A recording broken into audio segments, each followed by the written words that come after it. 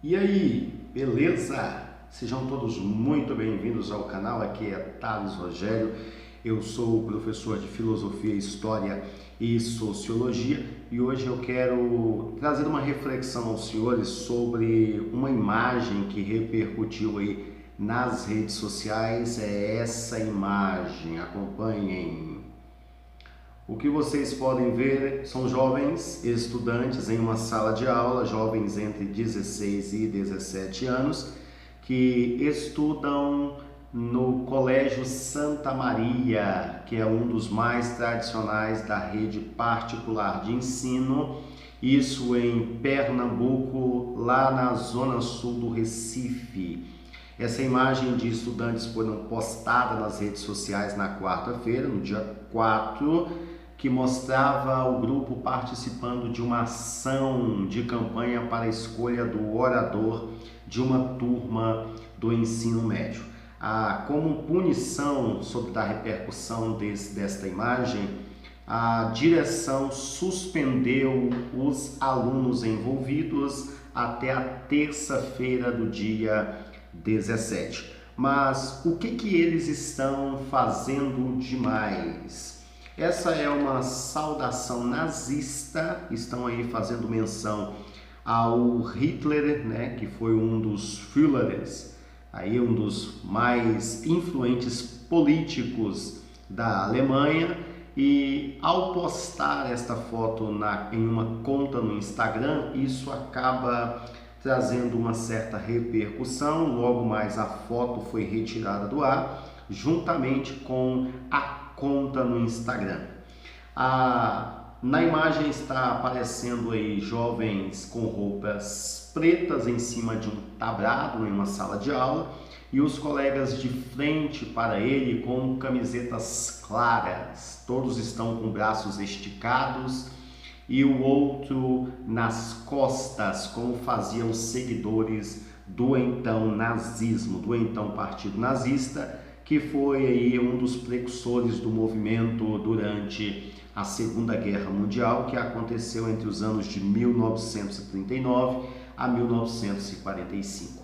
Mas em que isso se baseia?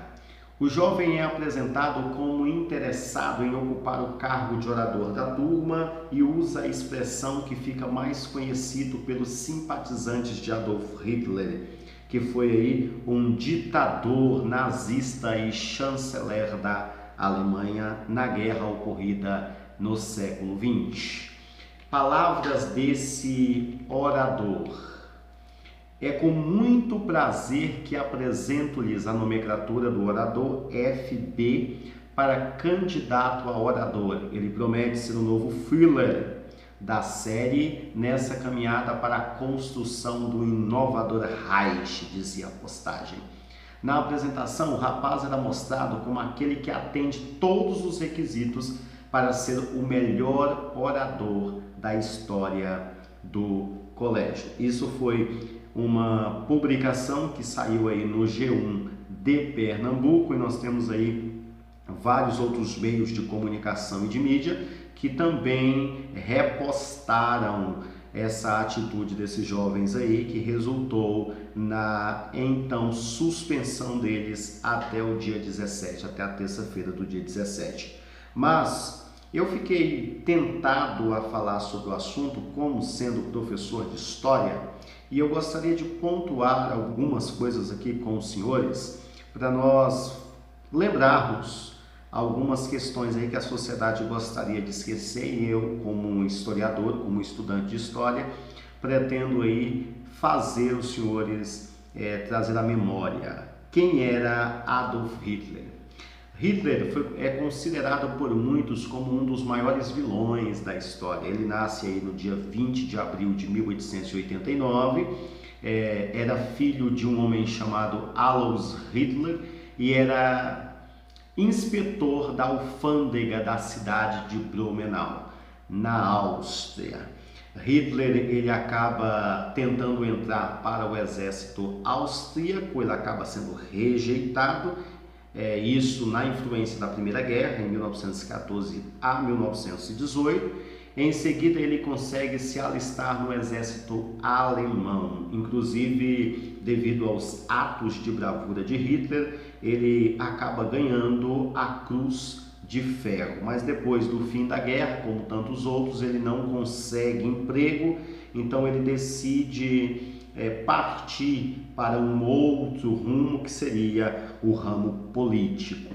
Nessa época, Hitler viaja para Munique, onde se tornou um dos primeiros membros do Partido Nacional Socialista dos Trabalhadores Alemães, que recebe aí a abreviatura como nazista. A Grande Depressão, em 1929, tornou-se possível ao então Partido Nazista fazer alguns avanços políticos em meio aos descontentes eleitorado alemão. Todos nós sabemos que, ao final da Primeira Guerra Mundial, a Alemanha foi punida severamente por causa do seu fator direto de envolvimento na Primeira Guerra. Então ela é obrigada a assinar um tratado de paz, um tratado da cidade de Versalhes, e nesse tratado tem algumas punições, algumas cláusulas punitivas para a Alemanha. A primeira cláusula é territorial. A Alemanha perderá uma parte do seu território, será destinado ao corredor polonês, e uma parte também desse território será destinado ao surgimento e independência de novos países, como a Estônia, Eslovênia, Romênia, Lituânia, Tchecoslováquia e vários outros países que começaram a surgir a partir da política independente pós-Primeira Guerra.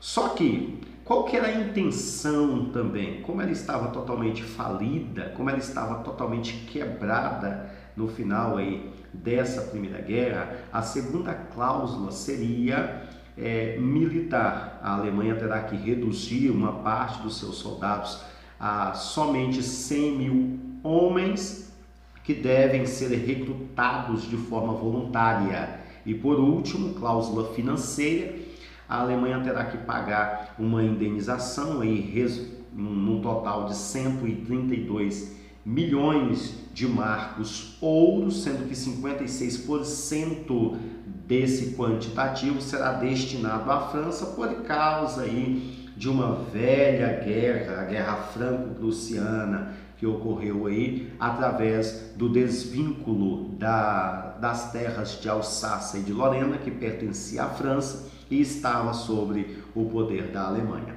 Então, o que fez Hitler assumir o poder? Com o envolvimento político de Hitler, nós percebemos que em 1939 até 1942, Hitler tinha sido um invencível otimista no sentido político. Seus planos eram consolidar o Império Germânico, principalmente a questão aí do pan-germanismo, colocar aí os povos germânicos como sendo em um único estado, um estado poderoso. E com certeza, com a construção desse império, ele vai ser chamado de Terceiro Reich, né? Que durasse aí por volta de 1000 anos. Para realizar os projetos do Reich, racialmente puro, o ditador criou uma rede de crematório para execução de massa de judeus, ciganos e outros povos considerados por ele totalmente indesejáveis. Isso em nome de um nacionalismo exagerado, em nome aí de uma política de valorização dos povos germânicos, e isso fez com que principalmente Hitler acabasse se envolvendo em crenças ocultas e acreditar em uma forma de magia negra combinada com misteriosas armas secretas, fazendo com que a Alemanha se fortalecesse nessa Segunda Guerra e nunca se enfraquecesse, no seu sentido tanto militar quanto no sentido imperial. Só que em 30 de abril, já no final da Segunda Guerra, nós percebemos que tudo indica ao mesmo tempo que os exércitos soviéticos cercavam a cidade de Berlim, a capital da Alemanha, e Hitler que havia se escondido numa casa-mata fortificada nos subterrâneos de um prédio de Berlim, assassinou Eva Braun, que era a sua amante de longa data, e depois acaba tirando a própria vida, cometendo um suicídio. Só que o que leva Hitler a assumir o poder foi uma indicação direta do então presidente, né? Um homem chamado Paul von Hindenburg, né? Acredito que essa seja a pronúncia, perdoe aí caso esteja totalmente equivocado, mas quando Hitler assume como chanceler da Alemanha, ele monta uma aliança para derrubar Hindenburg e assumir o controle ditatorial da Alemanha. Então ele sempre foi bem articulado, fazendo com que a Alemanha se fortalecesse a certo ponto, mas ele matou muita gente na base aí dos campos de concentração, do Holocausto, fazendo com que a Alemanha se tornasse um forte império. Então, a história ela existe para fazer as pessoas lembrarem daquilo que muita gente gostaria de esquecer e principalmente para evitar os erros do passado, né? Então fica aí mais uma nota de informação baseado no evento que aconteceu na escola aí com os jovens que muitas das vezes aí queriam apenas repetir um ato sem plena consciência daquilo que estava fazendo e sem até mesmo saber que isso levaria a repercussões, né? Então, esse foi mais um comentário do professor Thales. Até mais.